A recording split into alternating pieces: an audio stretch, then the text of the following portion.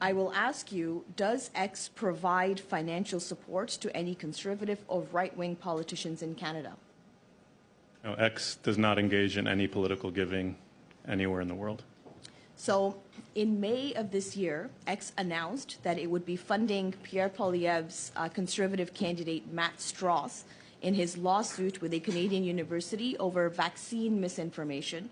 Matt Strauss has been active on X promoting anti-establishment conspiracy theories, claiming that the WEF is directing government policy and spreading vaccine misinformation on Russian propaganda channel RT. How much financial support has been received to date by this Pierre Poilievre's conservative candidate from X? Again, X does not engage in any political giving. Which is, I'm not sure why you're saying that, because X has gone on the record to say that they are footing the legal bills for this person. So I would ask you then, again, are there any other politicians in Canada, whether at the federal, provincial, municipal levels, who X has supported financially? No. How much financial support has been provided to Canadian politicians in general from X here in Canada? Again, X does not engage in political giving.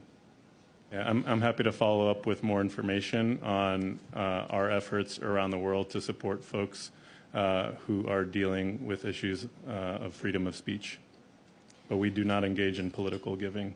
Yeah, our company and its leadership has made clear that if there are people around the world whose employment has been affected by what they've said on the platform and exercising their free speech, that we will support them in helping defend them. So that is what that is linked to.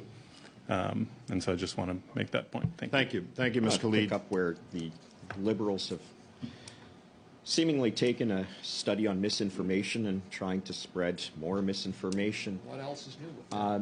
Mr. Fernandez, could you please take a minute to expand on the nature and role of X's legal funding program? As I've shared before, the goal of the program is to support individuals whose employers have impacted their employment as a result of things that they've said on the service.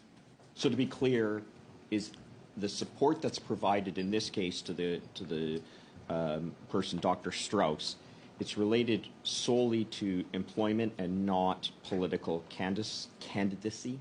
That's correct.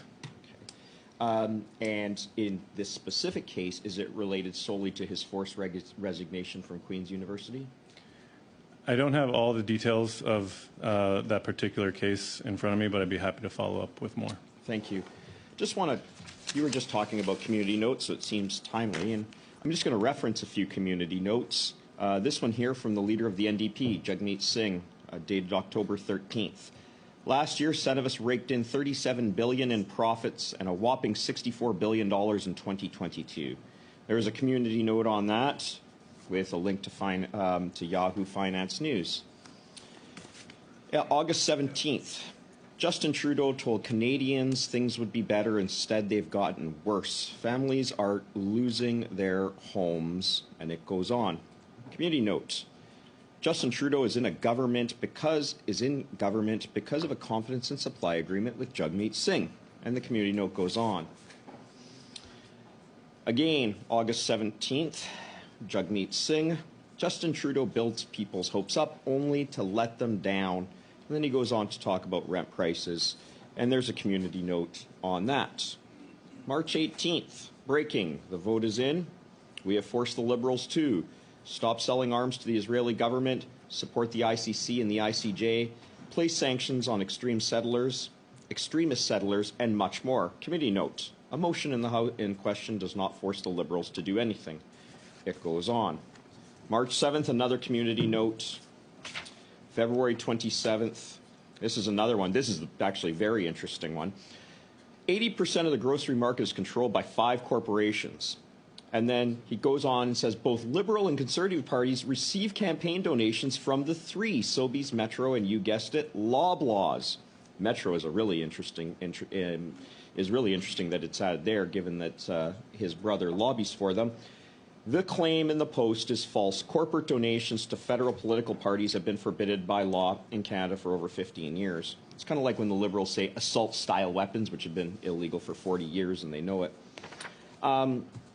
Another one on conflicts of interest. So what do we have? 8 community notes. Have you ever seen a political leader in Canada who's been community noted this many times? I'm not sure, but all the data related to community notes is publicly available and publicly accessible. It's uploaded every single day, going back to the inception of the program, which allows researchers around the world to study the system. Not to be outdone, the Deputy Prime Minister, I'm looking at August 23, 2021. Great day, my anniversary.